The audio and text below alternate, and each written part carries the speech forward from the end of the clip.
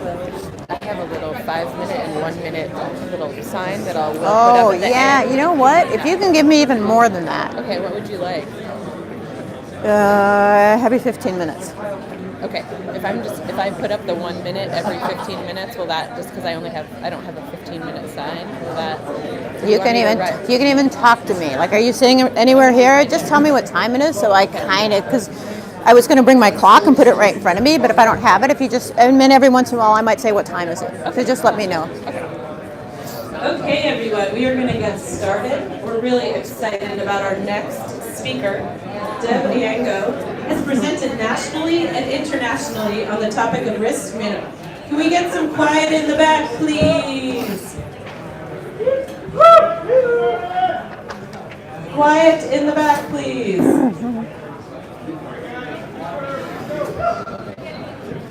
Okay. So Deb has presented nationally and internationally on the topic of risk management, emergency action planning, and wilderness medicine. She received her Master's of Science degree in Clinical Psychology and Education from the University of Wisconsin-Madison. Deb is currently a member of the faculty committee for the Wilderness Medical Associates International. She is the owner and director of SafetyED, a company that provides safety education. The business provides accident prevention training as well as crisis response strategies. Who in here has already taken a class from Deb in this room? Raise your hand. Okay, we've got some fan following here. Deb also teaches at Alaska Pacific University in the Outdoor Studies Department. So we're really pleased to have her today. And here we go. All right, thanks. So do I need both of these? If I do this, can you hear me, or do I have to do this? I got to do this. Okay. All right. So, as Olive said, I do wilderness medicine. That's how most of you know me. But I also study a lot. I read, I research, I study, and I teach about the brain. Right. So that's where I started my education in college. I studied the brain. I was actually going to become a neuroscientist, and I'm kind of glad I didn't because I got a better background. But now in the last about 10 years, the study of neuroscience is astronomically different than it was when I went to college. So just like you guys in the Avalanche world are seeing a lot of changes, a lot more studies, a lot more research, boy, the same thing is sure true when it comes to neuroscience, is now you can look in the brain and you can actually watch somebody learn and you know what's going on. And so now there's a lot more data that says, how do we learn? Like when I talk to you, like I'm talking to you now, does it just bounce off? Or does it actually enter? Like what techniques work better? What affects our learning? And they now know that how you teach, like certain methods are much better. Whether or not you sleep the night after makes a difference. How you eat, your nutrition, your hydration, all of those things make a difference in whether or not we learn. Okay? Well, then the second part of it is now how can we find it? Right? So you might learn it today. You're going to learn a lot of things today, but come tomorrow, where is it? Right? Can you find it? And then the last part is, and then as soon as you change things and you make it stressful or there's more pressure, it's extremely hard to find the information in the brain unless you taught it well and the body is used to performing under pressure. So that's the background of this talk, is how are you going to perform in an emergency? How are your bystanders going to perform in an emergency? What can we expect? One of the worst things is to have surprises. The brain does not like surprises a whole lot. When you have surprises in an emergency, your performance tends to plummet. So part of what I'm going to talk about is here's what you can anticipate and expect so that you're not as surprised. And then I'm going to talk a little bit about are there any tendencies that we're seeing in behaviors and performance and thinking errors? And the answer is yes. And how can we change the statistics? How can we make it more like that the people are going to perform better under pressure? So let's start with how do we tend to learn? Okay, and I'm going to get into, in the back half, I'm going to say, and here's how we can change things. But when you get data into the brain, which is what's happening today, from the start of this morning when Olive first got up here until the end of the day at 4:30 or whatever, you're getting a lot of data that enters the brain. And it looks kind of like the left-hand side of the picture here. Okay? It's quite disorganized, right? It's just a cluster, and it's actually starting during the day. Your brain's going to start to organize it. A lot of the organization is going to happen tonight when you go to sleep, and the brain has to decide, where do I put this? And your brain has a priority system, because not everything can be as important as everything else, right? It has to prioritize. And so the way it's going to prioritize to the brain has a lot to do with how often is the material needed, right? So if you can have something that seems to be a super cool fact that you learned today, and then tomorrow it's going to start to not be as important to the brain, and then a year from now and 2 years from now, if you never referred to it again, it probably is not, you can't find it. So one of the things, so the bottom, the bullet points talk about most used information is the most easily accessible data for the brain. Think of it as, the picture I put here is the desk, right? The brain prefers a really, really neat, organized desk. What we want to do with pertinent information is put it on the desktop, okay? So if you've got, again, you got cool data you learned today, maybe you'll learn something cool in this talk. If you don't refer to it again, it's going to go in the junk drawer, okay? There's a technique called spaced learning, and with spaced learning, you get the data today, you remind the brain tomorrow of the same data, you remind the brain a week from now, you remind the brain 6 weeks from now, 6 months from now, 1 year from now. It just keeps coming up. And the brain's like, gosh, that must be important. I just keep hearing this thing. I should put it on the front desk. I should put it right here on the desktop, because I have a feeling that that's going to come up again in life. That's the concept of spaced learning. So a lot of teaching now is gearing towards spaced learning for long-term retention. Okay? So that's like one thing we got to think about. If all you do, and I'm going to come back to this, but it's like if you teach a 1 class, 1 day class, 1 hour class, 1 level 1 class, and you do not refresh it, statistics show you probably are not going to be able to find that information in an emergency. Right? The second thing that we need to think about is how the brain works, just some anatomy and physiology of the brain, and I'm going to talk about some of the stress, how stress affects the brain. But most people know this. If you know it, you can take a little nap, but if you don't, we have more or less two brains. Hopefully my little light here works. Ooh, I'm going to trip here. It's okay, then the woofers can fix me. Is there a light on this? That red button down there. Red button. I don't see a red button. That's okay. So if you look at the limbic system here, the inner stuff is the old brain, right? And the old brain is an automated system, just like it says. Everything, well, I'll just back up a little bit. You have an automated system, okay, which is the inner part. And then if I can peel that outer part off, which is called your cerebral cortex, and set it aside, 50,000 years ago, we only had the inner brain, right? So that's what got us through life. With the inner brain, that automated system, it does things like, let's say Steve, I take Steve's clothes off, right? So now Steve's naked, and we're going to tie him to the tree, right? And we've got, because we're a super cool system, we're a super, super cool computer system, and we've got little sensors all over our skin that are giving the brain data. And Steve's little sensors are telling his brain, it's kind of cold. I don't have any clothes on, and I'm tied to a tree. So automatically, he will constrict the vessels on the surface, right? The woofers know that's called a shell core. We vasoconstrict, and all of the blood, which is warm, goes deep inside to give you a better R value, right? You insulate better. It's an automated system. If that's not enough, then you'll start shivering, which is like turning on the furnace, okay? We don't have to have, that does not happen in the prefrontal cortex, that happens in the limbic system. So the limbic system is actually really good for us. It helps us live. But the limbic system is going to be a troublemaker here in a minute, right? So let's just keep it at, that's the limbic system. The outer stuff, that's much more recent as far as evolution is concerned, okay? It's been maturing more and more and more through the last tens of thousands of years until now it's a pretty cool computer system. And that allows us to think and learn and have judgment. It controls the impulses. I'm going to get into a little bit more into the limbic system here in a second. But this is just much more mature, much more advanced. Now, let me give you a little bit more data on the limbic system. Some stuff that you guys might find interesting is, as I said, the limbic system's very primitive, but it's also incredibly fast, way faster than the prefrontal cortex. So your all data, all environmental data, okay, that comes into the brain, first of all goes through your limbic system. It's a conduit, right? So everything goes through the limbic system, and the limbic system decides whether or not it's worthy of sending forward to the prefrontal cortex, okay? Why does that matter? Because the limbic system takes about 0.01 seconds to respond. The prefrontal cortex takes about 0.04 seconds to respond, 4 times slower.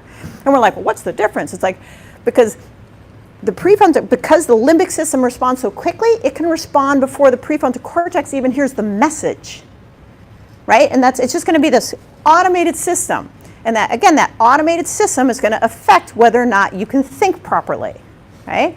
So just that little bit of background information we'll come back to. Hey, another thing about that's important to us is the limbic system is about living, right? And we've wanted to live and survive, like that's the most important thing. And so it's very, very paranoid, right? It's cautious. It's always on the lookout for something that might harm it. So if it's a loud noise, if it's a smell, if it's a taste, anything like that could be a warning to the brain. And then it's going to respond by secreting certain chemicals, right? The chemicals are generally, and they're messengers to the rest of the brain to do the automated, hey, heads up, be wary here, be cautious, okay? Those chemicals are usually referred to as neurotransmitters or hormones. So sometimes I'll throw out the word, it's going to release a hormone, and you're like, testosterone, estrogen. It's like hormones are just messengers, chemical messengers that are telling the body what they should do next, okay? So if I go, hey, somebody's probably just stimulated right now, right? Just any yell like that. So as soon as like you hear a whoomp in the snowpack, you immediately stimulate, right? And this chemical is going to get released into the system, and if a lot of the chemicals release in the system, it affects your cortex, your cerebral cortex, okay? So we got to keep that in mind, okay? The other thing, so the limbic system is responsible for all of our urges, because 50,000 years ago, we didn't go, geez, it's been a while since I've eaten. I should probably get dinner. It says, your tummy says, I'm hungry. I'm thirsty. Like, I want to have, I'm afraid. I want to go to sleep. I'm tired, whatever. Whatever your impulse is, that's coming from your limbic system, okay? And then the last one is it's incredibly good at remembering patterns, right? So again, the limbic system's got lots of good things about it. We have to have it to live. And you guys might find this one interesting, the remembering patterns, because 50,000 years ago, we didn't have the prefrontal cortex to tell us what's going on in life. So really, we just memorize patterns, okay? A pattern would be, if I look around the room and I see all these people, my limbic system scanning you guys, saying, none of you look too sketchy. I don't need to be afraid, because there's 1 or 2 that are questionable. But for the most part, I recognize all of you as being within the norm of human beings, okay? We've depending on your age, we've seen millions of people now. Might be the same people over and over, but we see them on TV, we see them in the airports, we see them in town, we see them at Fred Meyer's, and the brain's lodging it. And then one day, somebody's going to come in, and you look at them, and you're like, ooh, heebie-jeebies, right? And it's going to stimulate something in you that says, there's something different about this guy, because you don't follow the pattern, okay? And then you release a chemical, and most of us call it a gut feel, right? So you get a gut feel that I shouldn't ski today. There's something different about the pattern, right? The limbic system's picked up on it, because the limbic system's way smarter and better at pattern recognition than the prefrontal cortex, okay? And so a couple examples of the patterns, if you want to, I've got at the end some books that you can read. One of the, an example of that is they did a study where they had people come into a room and they put these decks of cards in front of you, and they said, okay, here's deck, and I'm going to give you, I'm just making up some details. These might not be accurate, but the gist is correct, is you get $20, right? And you're basically gambling. And if you draw a 10 or above, then you're going to get money. If you draw a 1 to a 9, you're going to lose money. And you can just pick from whatever pile. And of course, they are scanning your brain to see what your brain's doing. And the limbic system picks up within about 20 draws that the game's rigged, that one of the decks has higher cards. But it takes over 100 draws for the prefrontal cortex to figure that out. Okay? So that's just an example of your limbic system has really good things to offer us. Well, of course the prefrontal cortex has good things to offer us. We all know that. We all take pride in our prefrontal cortex. We think like Spock. We're good at, we're good at analyzing, at judgment. A couple other things about the prefrontal cortex is its impulse control. So without a prefrontal cortex, the limbic system takes over. Okay? So if you've got, in the very last one, it matures at around age 25, around. So we say, well, it's just the bell curve. So when's maturity? Well, between 11, 12 years old for most people, 13. When's prefrontal cortex maturity? Around 25. So now take, especially any of the students in this room who are like 20 years old, 21 years old, you probably don't have a mature prefrontal cortex yet, which means you're not as good at impulse control, which means when you get out there and it's a gorgeous day, really good skiing, and all your friends want to do this run, you're more likely to do it because you don't have that impulse, or you don't have the impulse control of the prefrontal cortex telling you, this isn't a good idea. Okay? So we want to keep that in mind. Okay? Both of these brains have a problem. Right? Both of the brains can have meltdown. So I'm going to talk about now, what do we tend to see like in an emergency? What makes these things go wrong? In the prefrontal cortex, it's this amazing computer, super cool, but it can have a meltdown pretty easily. It's very exquisite. It's very sensitive. Like the people who hear me teach with the woofer class, I say it's an exquisitely sensitive machine. And if I put somebody on the spot and I'll say, hey, Alan, what are the stop beats, right? So what affects perfect brain, perfect cognition? Your brain must have perfect sugar, temperature, oxygen, pressure, electricity, altitude, toxins, and salts. It's got to be perfect to have perfect cognition. And it's like, there's a lot of things that affect your ability to think clearly. One of them is going to be your stress hormone. Because as soon as we have a dump of stress hormones in the system, your prefrontal cortex shuts down, not completely, but a lot, right? And then this is where the science, the neurosciences come in, is that all they have to do is say, okay, Aleph, we're going to give you these tests, we're going to give you cognitive tests, we're going to give you behavioral tests, and then we're going to induce environmental stressors. And environmental stressors aren't necessarily like you don't have enough money to pay your rent. It's cold. It's windy, you're hungry, you're dehydrated. We start adding all of these things, and they can just do it consistently now through research, and they'll say, if I add 4 stressors to you, I can almost predict that your cognition will go down 10%. If I add certain stress to you, you can't perform as well. Okay? So they have tests now where the multitasking, the brain does not do well with multitasking, no matter what anybody tells you or no matter what you tell me. They can reproduce this. They show, let's say, Tully, I'm going to put you in a room, nice quiet room, no environmental stressors, it should be perfect, and for research, they identify what is a cognitive test. It's got to have certain things involved, and they'll say what is a performance test. So like a cognitive test might be a crossword puzzle or whatever, right? A performance test might be a Rubik's Cube, or put the circle in, the little circle thing in the hole, okay? If I give you 10 minutes to perform this test, a cognitive test and a performance test in a quiet room, you should be able to get 100%, right? We're going to make a test that you can win. And then you're done, and then I'll give you 10 minutes to do the second test, you do perfect, 10 minutes to do the third test, you do perfect. And then I interrupt you, right? And then they'll do the same thing, and they'll say, okay, after 5 minutes, we're going to interrupt you, and we're going to let you do test 2. And we're going to give you about 5 minutes, and we're going to interrupt you and do test 3. And so we're going to give you 30 minutes, right? Because it should have taken you 30 minutes. You get 10 minutes per.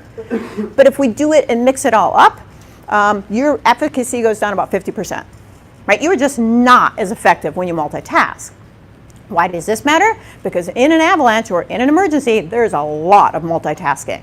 Okay? Finding your body is a task. Finding 2 bodies is 2 tasks. The first aid is a task. Dealing with the bystanders is a task. Initiating the rescue is a task. All of those things are considered multitasking. and you as one person are going to be responsible for all of those, there's no way the brain can deal with all of that, right? So we got to keep that in mind, right? Let's see. You're not able to recall information very well. So again, if I just say, I'm going to take any of you guys, and I'll take Fallon, and I'm going to put you through this test, and I'm just going to keep amping things up and make it very stressful for you, it's pretty fun. I do this, of course, in the woofer a lot, is I'll get in your face, and I'll take that camera, and I'll ask you questions, and very commonly, you know the information. It's in there somewhere, but as soon as I put that camera like this, you can't think straight. Well, it's just an example of the research. Right? As soon as things are stressful, a lot of times you can't remember your date of birth. You can't remember your kids' names. Who can't remember the kids' names? You can't remember, just basic things that everybody should be able to remember in a quiet room, you cannot remember in a highly stressful situation. And so then that's going to get back to how we teach matters. Because if you're trying to find something that's hidden in that junk drawer, good luck with that. Couple of the bottom things, one's merely interesting, one's a little bit more important. The merely industry thing is the tunnel vision, but the tunnel vision can create a lack of situational awareness. And that's important, I think, for everybody in this room, is when you have a highly, highly stressful situation, the brain recognizes the need to focus, right? So you tend to get this thing called tunnel vision. So your world does this, right? And you're really, especially with patient care, once you pull that person out or while you're digging, you are super focused on that thing and you don't notice what's happening around you. You could have a dozen naked ballerinas dancing around you and you won't notice it, okay? An example of this that some of you I'm sure have heard, you can Google this one, look it up, it's pretty cool, is there's these guys playing basketball. And there's 5 players who are dressed in white, 5 players dressed in black. Do you guys talk about that? Yeah, and so that's basically just, it's an example of when you're focused, you don't have situational awareness, right? So we got to keep that in mind.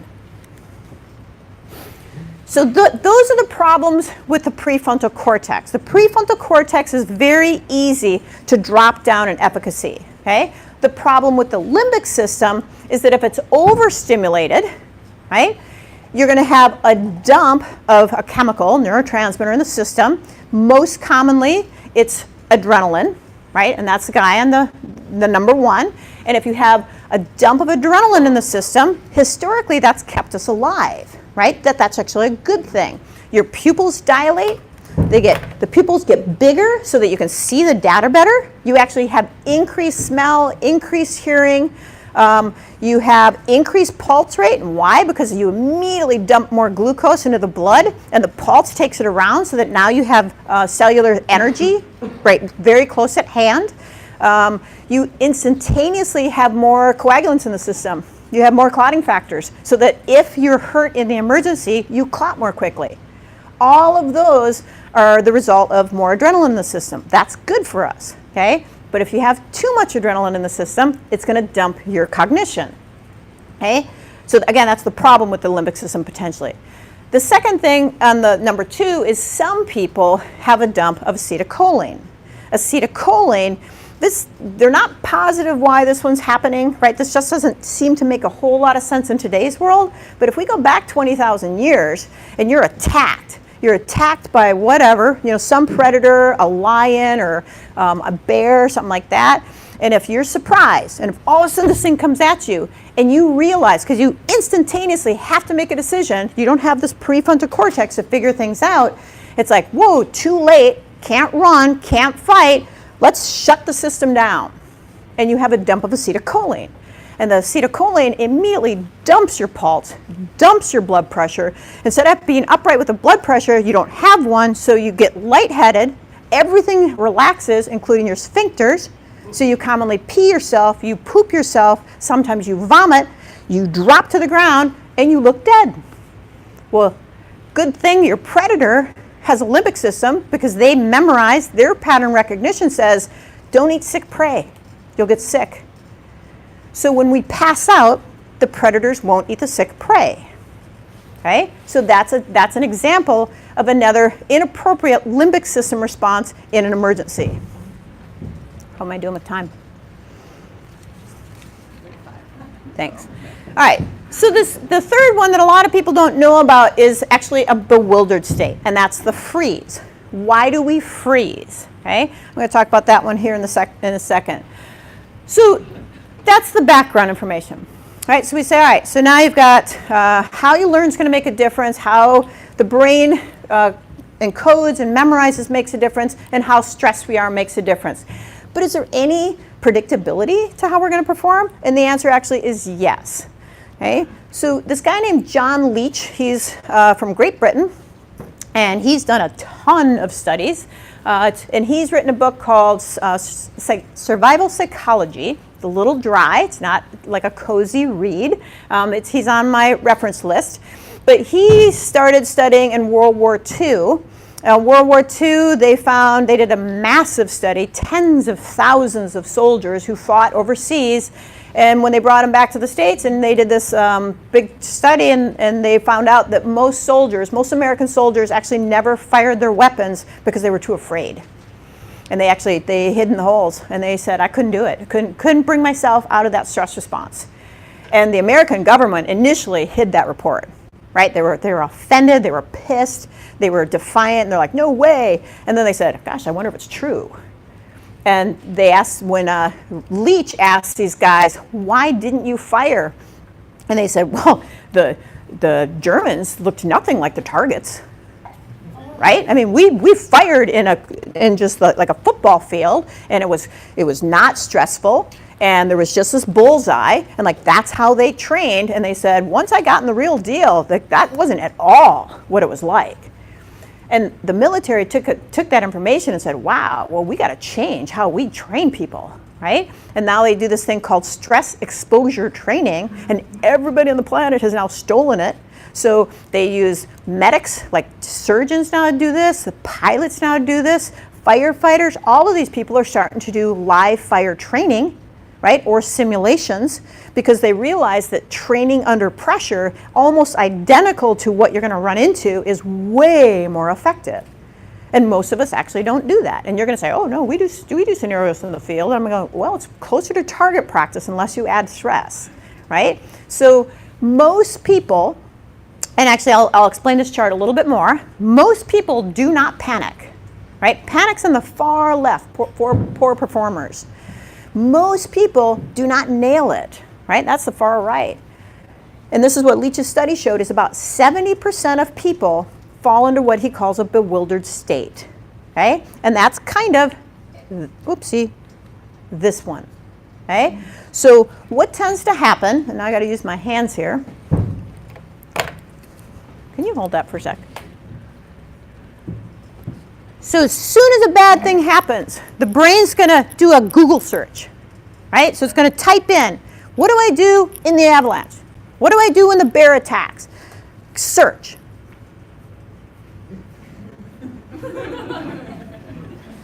What we want to do is we want to give it hits, right? As teachers, as educators, we have to give the brain hits. Otherwise, it's just going to get caught in the spin cycle. And that's the bewildered state. So if you don't have any hits, then the brain can just sit there and recycle. And it's just looking for, it's like looking on that desk in the junk drawer. It's looking all over for what data have I experienced in my life that might help me here. And if it doesn't have data, you'll get stuck. You'll do the deer in the headlights, okay? The deer in the headlights can last from seconds. So the good people, it only lasts a couple seconds. And then that's what we'll say, I can't believe this is happening, right? Most people, it happens at least minutes, okay? And for some people, it actually lasts for hours. And then that's pretty bizarre. They get into what's called a catatonic state, and they're like, and you can move their body parts. And they'll just be like that for hours because the brain is so stressed out, okay? So we got to keep in mind that this is us as well as all the participants around us, the bystanders, the other people we're skiing with or hiking with, is how are we going to perform under pressure? So now let's look at, so during an emergency, the brain, like I said, the brain will do an instant scan for useful information, okay? How we teach will make a difference in the hits, okay? So how your information, we call it encoding. Encoding is how it first gets in through the hippocampus. All your data, like everything I'm teaching you right now, is immediately going to go into the hippocampus. It's stored there till you go to sleep tonight, and then the brain's going to decide where to store it. Okay? How I teach you the story right now, my tone of voice, the words I use, to make it relatable to you, all of that will make a difference. Okay? But then other things that make a difference is you want all of the audience, your students, your colleagues, your coworkers to be in an optimal level of arousal when they're learning, right? Because if you're bored, it doesn't stick, it doesn't encode. If you're too stressed out, it doesn't encode. So there's a certain physiology, when you get the person in that right physiology, it encodes better, right? Most of the time, it's uncomfortable. And it's almost the antithesis of what we want as a teacher. As a teacher, you say, oh, well, you're a visual learner. I'm going to teach you visually. And the data says, actually, no, you don't encode as well, right? You want to find not their favorite way to learn, and they learn better, right? You actually kind of want to stress them out, right? And there's a little bit of an art and a science to that, but what I encourage you guys to do, maybe for all of it, especially if you're an Avalanche educator, which I know a lot of you guys are, is learn how to teach so that they will encode and consolidate and be able to find it better in an emergency. Okay, and I'll talk about a couple of those techniques in a minute. During an emergency, the brain does not like to add to the stress, right? It wants to reduce the stress. A couple examples. During the World Trade Center, plane hits the building. Of course, one of the towers still up for a long time. A lot of people live through it. These guys are running through the building trying to find survivors. And they found their examples of these survivors are in their offices, like the side of the building's gone, right? Everything's a mess. Looks like a tornado went through the building. And this lady's knitting. She's in her office knitting. And they're like, what are you doing? And she's like, oh, I'm knitting. And they're like, well, yeah, but and it makes sense though, because her brain was so stressed out, it needed to find a stress reducer. Okay? So you will do a stress reducer. A friend of mine was actually leading a trip, and a student died. And it was on a student-led expedition. And they had to come back and say, hey, so-and-so's dead. And she immediately started cleaning. She started organizing camp. And she was kind of in this bewildered state. And then she was embarrassed. And we talked about it later. Because I've interviewed a lot of people post-incident. And she was like, oh, I can't believe I did that. Like, I mean, what kind of leadership is that? And I'm like, do you like organization? Like, does that feel good? When your room and when your home is neat, does that feel good? She's like, yeah. And I'm like, well, that's why you did it, right? I mean, it's a stress reducer. So your brain wants to reduce stress when it's highly, highly stressed, okay? You will speak in your first language. It's much easier, okay? So if you're with somebody who, maybe their first language is Spanish, they're a pretty good English speaker, they will start speaking in Spanish and they won't even notice it. Okay, so just be prepared for that. You will fall into your habits. Okay, they don't like to try. The brain does not like to try new stuff. Okay, for example, if you take a student and you give them a sat phone and they're not super comfortable with a sat phone, and you're like, well, how hard can this be? It's new. Okay, if they are not intimately comfortable with that sat phone, that will be new. That'll be the second one. That will be considered a new or unfamiliar behavior, and I'll bet they're not going to do it right. Right? So I got to keep that in mind. You will follow a routine. So what we need to do is we need to make your habits perfect. Right? Like that's the key to performing well in an emergency. Generally speaking, they've looked at a lot of just bystanders. These are things that you guys, if you're a rescuer and there are going to be bystanders around you, things that you might want to consider is that people tend to gather stuff. They're not quite sure why this is, but they think it probably has to do with many, many years ago, again, 20, 30,000 years ago, in an emergency, we would gather everything around us because maybe it would help us survive. Okay? The airlines industry realizes this is still so prevalent that they will yell at you to leave your stuff behind if they're trying to get you off the plane quickly. And it's amazing how many people will just automatically go to their carry-ons. And it's not a prefrontal cortex, it's a limbic system response. And so they're yelling at you, leave it behind, get out now. And another thing, and I didn't put this bullet up, is people in that bewildered state, especially right in the heat of the crisis, are extremely extremely open to suggestion, right? Because they're just not sure what to do. So if I say, no, Steve, take off your clothes, he's naked, right? So we, or a bad person, can manipulate pretty easily. If you've got somebody who stands up and tells the group to do the wrong thing, they'll probably do the wrong thing, right? They're just looking for leadership. They're looking for something, somebody to tell them what to do, right? People actually have a need to be with others and to touch and mill. And this is something I've seen a lot in emergencies is we separate, right? So we're trying to dig out, and the loved one, like you've got a girlfriend, boyfriend, and somebody's buried, and somebody's on the ground digging with their hands, and you're like, hey man, I gotta dig, and you push them away, and you say, go over there. Or you're doing the medicine, right? In the woofer class, you're dealing with the medicine, and you say, I tell you what, you guys go over there. You are going to increase their stress levels, okay? And they've actually tested this out with almost all primates, and they will put them in like a glass room, and then they'll come over here and they'll shock Jamie, okay? And they'll hurt him. So he'll scream out in pain, and all of the primates get stressed because he goes, and they're like, whoa, and they look over there, and then you're whining, and so over here they all like, woo, and then their blood pressures go up and their heart rates all go up, and they all gather around each other and they touch each other. And when they touch each other, when they gather and touch, their pulse goes down, their respirations go down, their blood pressure goes down. It happens in all primates, including us, right? So it's okay to have them come and see the patient. It's okay to bring the group together. We don't generally want to separate the group. So think about stuff like that. The last one, people need information.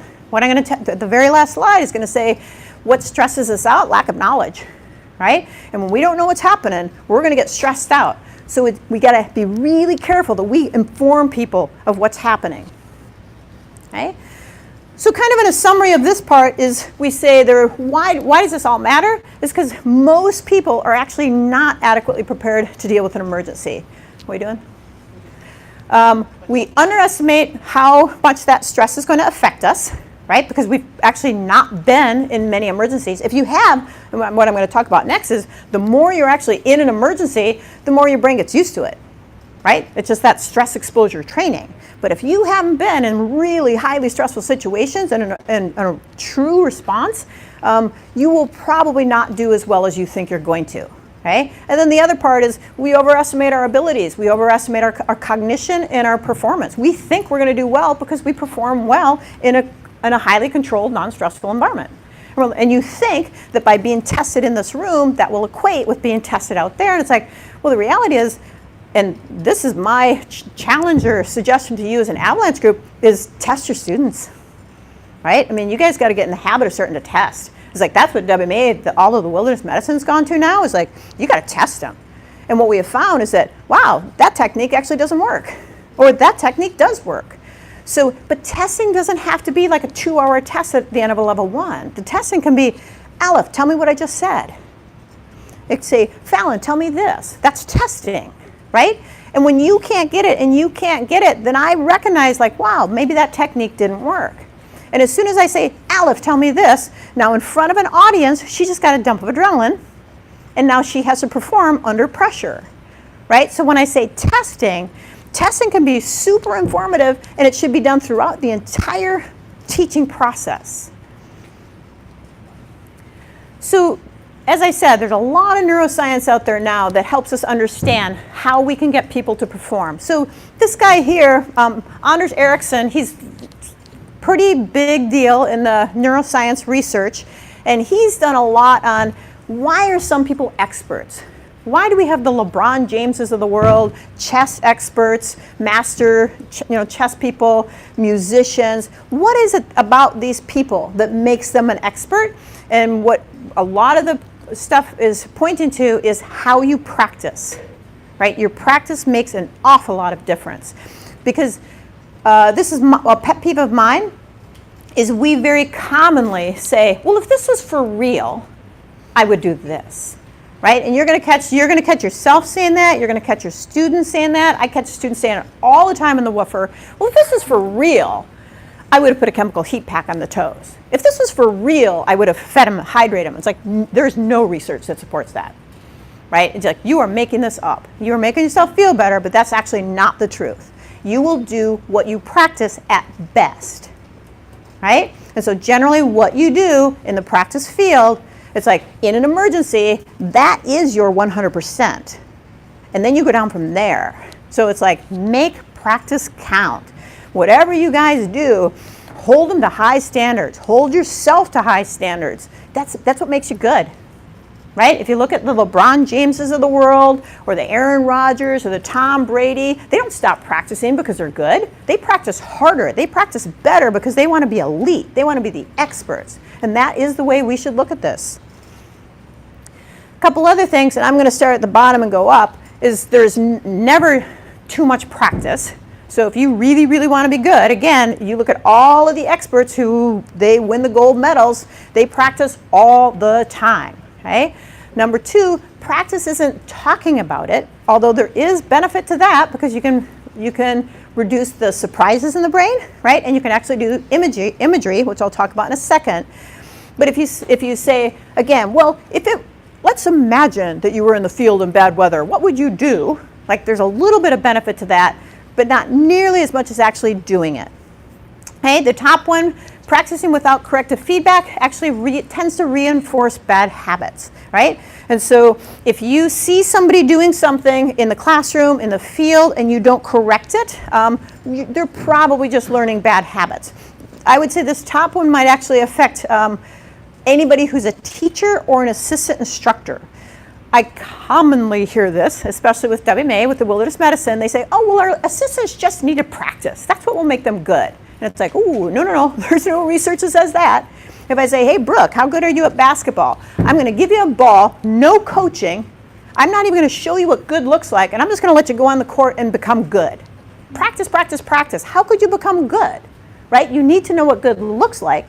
Then you need to do it, and then I'm going to correct you and say, here's how you get better. Okay, so feedback is really important, and this is one of the things that all of the neurology books are coming out with now is how do we make people better is you must give them feedback. You give them cognitive feedback in the classroom, and you say that's incorrect and here's why, or whatever. You give them feedback in the field, okay? I encourage, here's a technique you guys could try, like whatever your Avalanche school, whatever, come up with a videotape of perfect, right? Do a videotape of a couple of your instructors doing a perfect rescue and perfect performance. That's your ideal. Show it to your students and say, that's what you're shooting for. And then when you evaluate them based on that. Okay? Because now they know how to get better. So you can say, this is what perfect looks like. This is what you look like. Let's compare. And this is where you met the expectations. This is where you exceeded it. And this is where you fell below. And they have found that by using those types of objective techniques, you are much more likely to get, much more likely to get improved performance. Any questions on that? So I talked about the imagery. Sometimes we don't have the ability to go out and do all of these things, but they found that there's quite a bit of benefit of imagery. And this is the second one. Technique is commonly used by elite performers. You guys have probably seen it, especially like in the Olympics. You've got somebody at the top of the ski hill and their eyes are closed and they're going through the route in their mind. And they found that you actually build neural pathways just by imagining, right? And that's what we want. We want lots and lots of neural pathways. A neural pathway is kind of like a pathway through the woods, right? So, and this is how it was taught to me and it made sense, is if you say you're going to bushwhack and I need to get from here to there, the first time you go through it, there's not a trail. You do it a couple more times, you start to get a trail. But if you do it again and again and again and again and again and again and again and again, you get a trail, okay? Like that's a neural pathway. If you imagine it again and again and again and again, you're building a trail. If you repeat it to your students or to yourself again and again and again and again, you're building trails. It's way easier to find that data in an emergency if you've got a trail, okay? So you can actually do things like the bottom one is I'll walk people through. Imagine not an avalanche per se, but imagine you're in the back country and your student dies. What are you going to do with that? Like, think about your bystanders. Think about everybody else. Think about what that's going to be like. And we talk it through. And I say, here's, expect this. Think about that. Imagine yourself. And you're building neural pathways.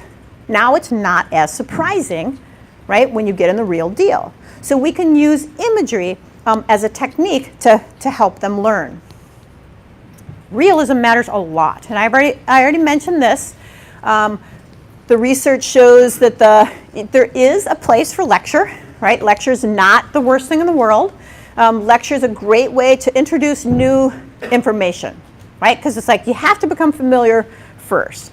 So once you become familiar with the information, which can be done through a lecture, through a videotape, through reading a book, whatever, now you got new data, like to some of you, this might be new.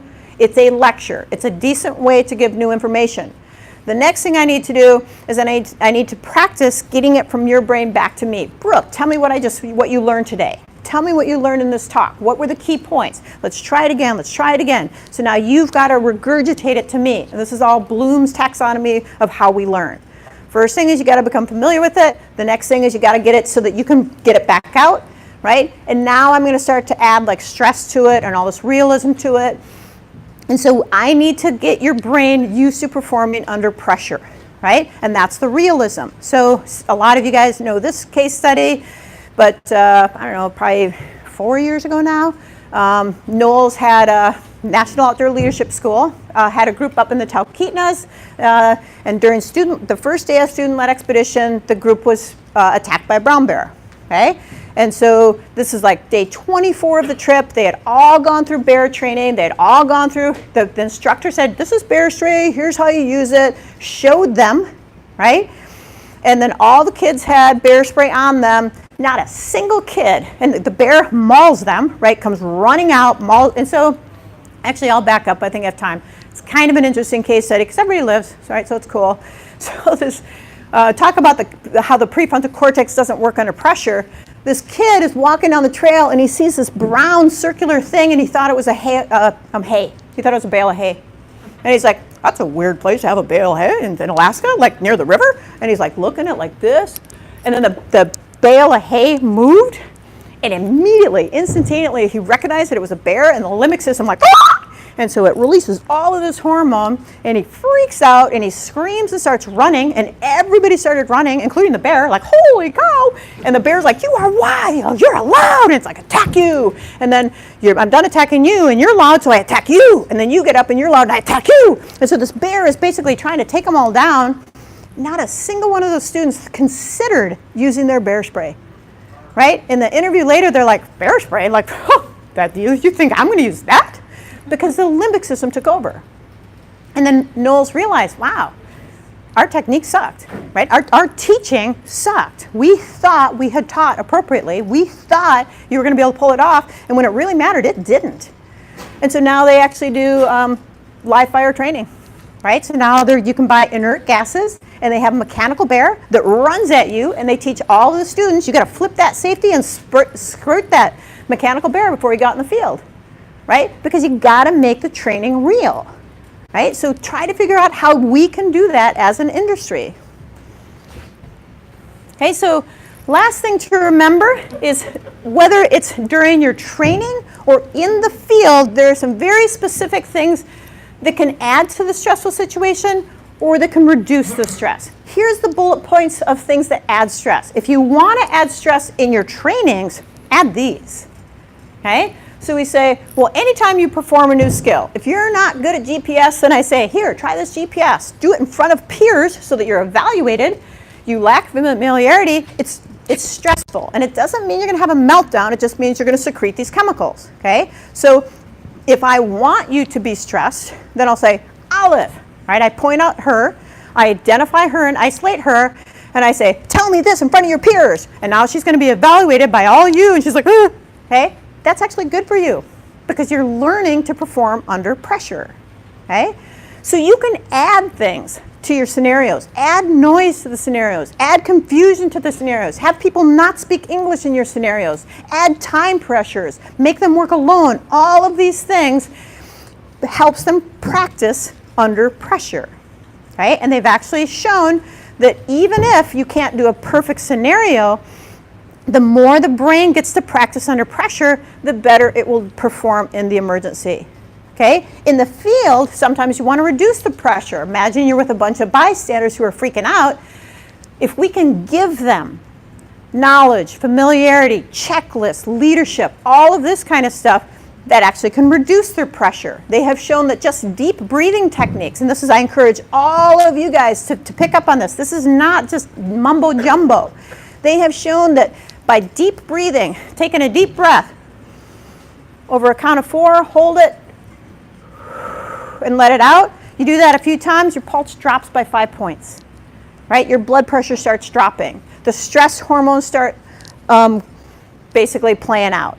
So if you are in a stressful situation, to do breathing techniques, quiet, soothing, all of these various things can help you become a better rescuer. Okay? So the references, I have many more than this, but the ones that were mainly appropriate to this lecture, I have 2 slides of them. Survival Psychology by John Leach, that's the one that's pretty dry, right? It's kind of hard to get, but it's got a lot of data on just thousands and thousands of case studies of how the average person performs under pressure and why. The Unthinkable, Who Survives When Disaster Strikes by Amanda Ripley is more readable. It's a little more fun. She does case studies, like each chapter, one's about a really catastrophic fire that occurred. And these people basically just continued to dine while the room started filling with smoke. Then a lot of people died. And she interviewed everybody who survived. And so she just writes a little bit more anecdotally, not research-based, on what's happening in emergencies and what are some of the performances we're seeing. Thinking fast and slow has to do with thinking fast is the limbic system. Thinking slow is the prefrontal cortex. And so this author just talks about the difference between the limbic system and the prefrontal cortex. Nerve is probably my favorite out of all of these. So Nerve is a very well-written book, not by a researcher, but the guy who writes it, Taylor Clark, he's a good author who does a lot of scientific books, but he writes for the layman. And he does a lot about what's happening in the brain. He's got some pretty cool stuff on, like, the size of the amygdala matters. The amygdala is this little tiny thing in your limbic system. And I'm going to tease Blaine right now, because I talked to Blaine about this, and he's like, yeah, I got a big one. I'm like, yeah, but you want a little one. The bigger the amygdala, the more stress hormone you're going to have.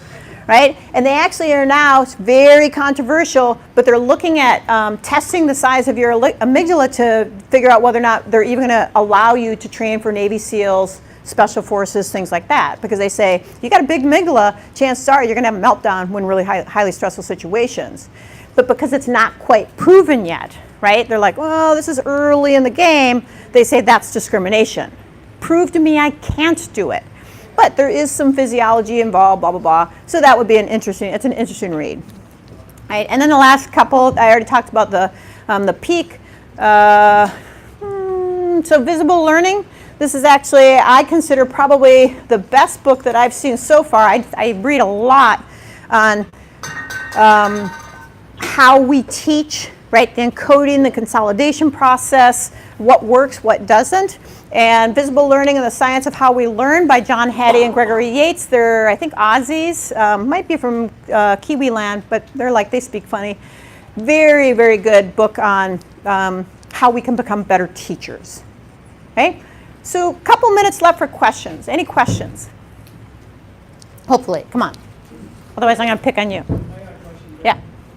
So when you say you should teach in the register that's most uncomfortable for the student, so that they'll recall the information in the emergency, how do you test that?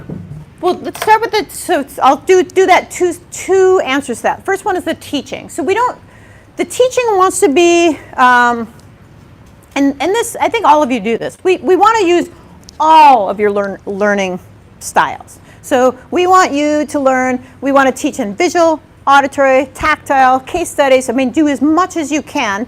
But the way that I think most people can think of it is if I say, you're going to go to the gym and work out, but you want to improve, right? We want to improve our brain. The brain's going to go to the gym and work out. If what you do is you just go to the track and walk, and that's easy for you, you don't get in better shape. So if the way you learn doesn't seem to hurt, right, then they say you're probably not learning. So when you are done at the end of the day and you're whipped, you're tired, that's awesome. Because basically this thing worked all day long. And they found that if you can use as many, because sometimes you got to give them a rest. So sometimes it's okay to use your preferred learning style. But if you got to do some learning styles that weren't normal for you, it increased the brain's like, wow, I got to pay attention because this is harder. It encodes better, okay? Then as far as the testing, it doesn't really matter which learning style you used, but you're always going to try to test them, again, through where I would say to use, like, tell me, so very commonly, like, I'll use the woofer stuff because I teach it so commonly, so I'll say, Fallon, what are the 3 types, you get hit in the head, how do we know if you had a traumatic brain injury? What are the 3 primary indicators we use, okay? And so if I say, and I call on you, it's called cold calling, right? So that's a technique we want to use. It's not good teaching to say, who can tell me? Because you'll raise your hand because it's comfortable for you. I say, no, I'm going to put you on the spot because I want adrenaline in your system. So I say, you tell me. And as soon as I make eye contact and do that, then you're like, ooh. And then it's when you get 2 out of 3 and you say, well, let's see, any loss of consciousness or any altered mental status, and then a headache? And what most teachers say, they'll go, good, yeah, you got 2 out of 3, but it's not the headache. Well, no, it wasn't good. You got 66%. That's failing. Right? Seriously. It's like, no, high expectations. And that's the whole teach like a champion, is they say, do not allow crap. Right? You say, no, you got 2 out of 3. Let me hear 3. And when you shout it out, you took away from her learning. And very quickly, your students learn this, right? Anybody in my classes right now, you know this technique, right? And it's like, no, research has shown these techniques work, and that's testing. And again, we can all incorporate that in our day-to-day activities. We don't have to have a written test at the end. So I don't know if that exactly answered your question, but those would be just simple things to do. Yeah?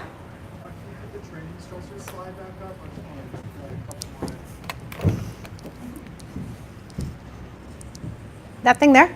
That one. Okay, cool. I think we just have 1 or maybe 2 minutes. So there have also been a lot of studies done as far as like toxic stress and how like a lot of exposure to toxic stress can create adverse effects as far as like responding inappropriately to like smaller stimulus. And that's mostly like with like ACEs and like kids. But are they seeing in these studies also like inappropriately large reactions to smaller stimulus because of high exposure? It depends, right? That's not an easy answer. So we were not in this. I will go over my time so we can do this at a break. Okay, so basically another book, if you're curious, is called Why Zebras Don't Get Ulcers.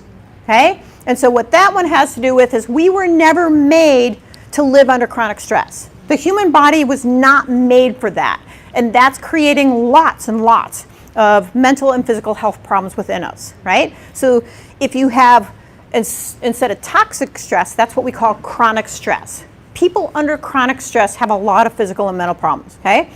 Well, then there's another thing, is that if the amygdala was overstimulated, right, and it was basically damaged because of some harmful event, okay, then that can lead to post-traumatic stress, right? So those are 2 different things. So when it comes to how we're training, how we're teaching, how we're getting you to perform, it's not chronic and it's not over stressful, right? So that's what the research has shown. However, and this is a different talk, is that, like, let's say you're in an avalanche or you're there and you pull somebody out and they're dead and they're gross, that can overstimulate the amygdala, so now that person gets post-traumatic stress. And so now what's going to happen is that the amygdala is like super sensitized sensitized. And so again, pull away the whole outside of the brain, and that the inside of the brain just feels threatened. And it's always like, and all you have to do is like a bang or anything that stimulates it, and then you have a dump of a hormone that can be incapacitating, right? And that's what a lot of that post-traumatic stress is for our soldiers. Were there any other hands up? I have one. Yeah. So along the continuum of stress, where like there's bored, there's optimal learning, and too much stress, you can't learn. What are some indicators that you're in the zone of Good too question. much stress? And then how could you take those into account and maybe dial it back down? Well, so that's what these are, right? So when I see, if I notice that a student is having too much stress, right? So like an example, a technique that I might use, and again, I mean, if you guys want, I mean, we don't have time to talk about it now, but those video cameras, man, they work, right? I'll get in that in your face with that video camera in a woofer scenario, and I'll say, so tell me this. And if I can see that it's not working, flip it shut, put it down. It's immediately when I see that you are not learning, right? This is just not working. Then I turn that camera off and I say, take a deep breath, right? And then I say, whew, and then I'll breathe and I'll say, do it with me, Ellen. Just take a deep breath, and I use a soothing voice because I'm going to bring you back down so that you can try it again, right? But you have to, and this is where I would encourage all of you to learn about, again, we don't have quite enough time today, what are the nonverbal indicators that a person has achieved too much stress, right? Because there are classes in that, and I can do that next year, but it's like, I mean, it's pupil dilation, it's heart rate. Like they say, optimal learning actually is a heart rate between like 90 and 120. So if your heart rate's too low, you're bored. If your heart rate's too high, so we can say, what's your pulse rate now? What's your respiration? So there's actually a whole bunch of indicators that tell you whether or not you're in that optimal level. And as a teacher, you can learn to just pick up the nonverbals. And I can just, by looking at you, by looking at how you're sitting and everything else, I can tell you're in the optimal level, or you're too low or too high. But there is a checklist that you can also use to say, here are things you can look for in your students. And if they seem to not be engaged and they're a little bored, well, then I flip it to this slide. And I say, okay, tell you what, let's make you a little more stressed out, okay? And then I'm going to do this to you. And then when I see you're about to melt down, then I do this to you. Okay? All right, thanks, guys.